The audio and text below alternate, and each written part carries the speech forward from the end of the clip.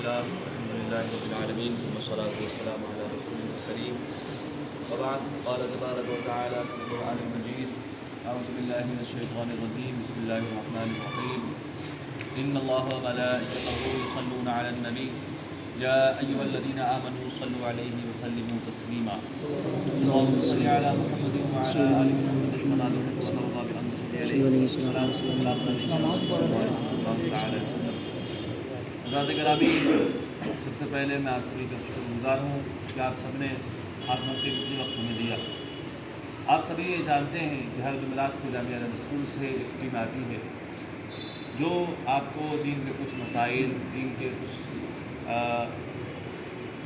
بنیادی باتیں بتاتی ہیں، کچھ اخلاقیات کی بات بتاتی ہیں.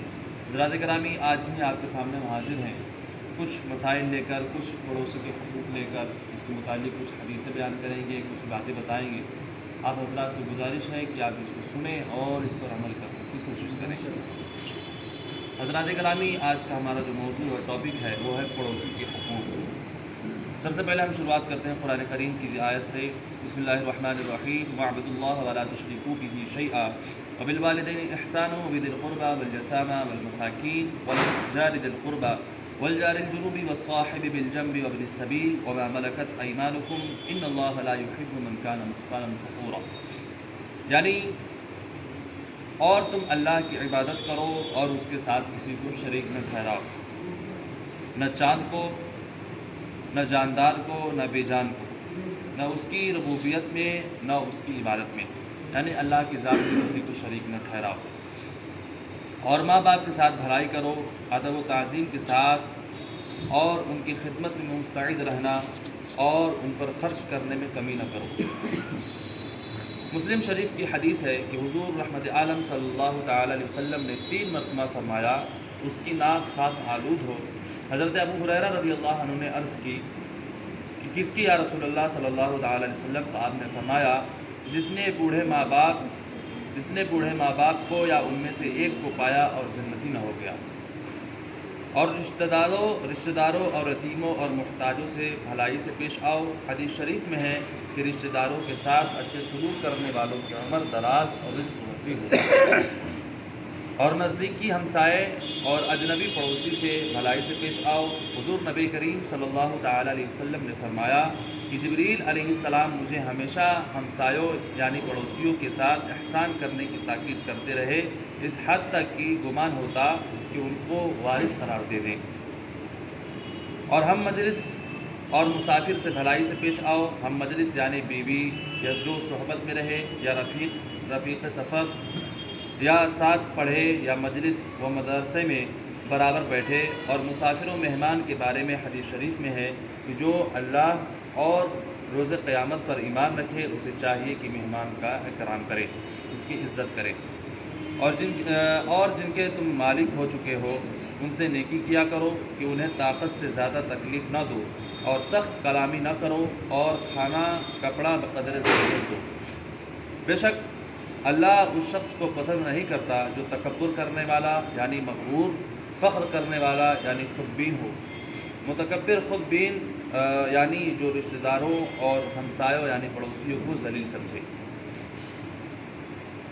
بے شک اللہ اس شخص کو پسند نہیں کرتا جو تکبر کرنے والا، فخر کرنے والا ہو.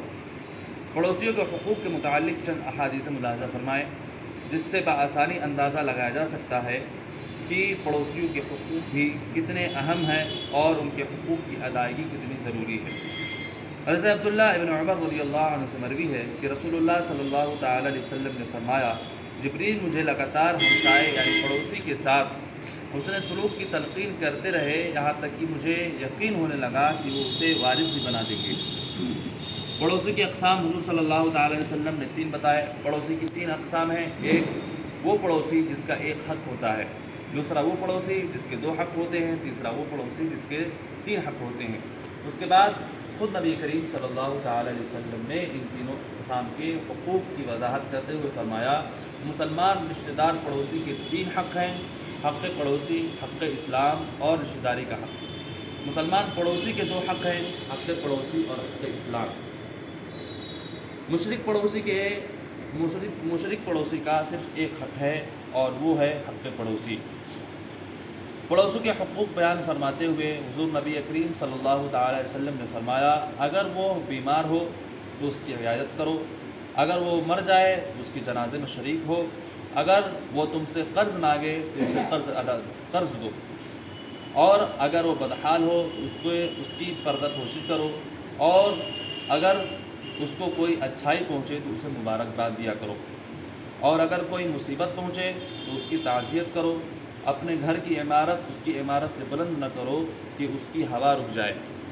ایک اور روایت میں یوں فرمایا کہ اگر وہ تم سے مدد طلب کرے تو اس کی مدد کرو، اور اگر وہ محتاج ہو تو اسے عطا کرو، اگر وہ تنگ دست ہو جائے تو اسے تسلی دو، اگر اسے خوشی حاصل ہو تو مبارکباد دو، اگر اسے مصیبت پہنچے تو اس سے تعزیت کرو، اگر وہ مر جائے تو اس کے جنازے میں شریک کرو، اس کے جنازے میں شرکت کرو، اس کی اجازت کے بغیر اس کے گھر سے اونچی عمارت بنا کر اس سے ہوا نہ روکو، سالن کی خوشبو سے اسے تکلیف نہ پہنچاؤ، ہاں یہ کہ اسے بھی مٹھی بھر دے دو تو صحیح ہے، اگر پھل خرید کر لاؤ تو اسے بھی اس میں سے کچھ تحفہ بھجواؤ، اور ایسا نہ کر سکو تو اسے چھپا کر اپنے گھر میں لاؤ، اور پڑوسی کے بچوں کو تکلیف دینے کے لیے تمہارے بچے پھل لے کر باہر نہ نکلیں۔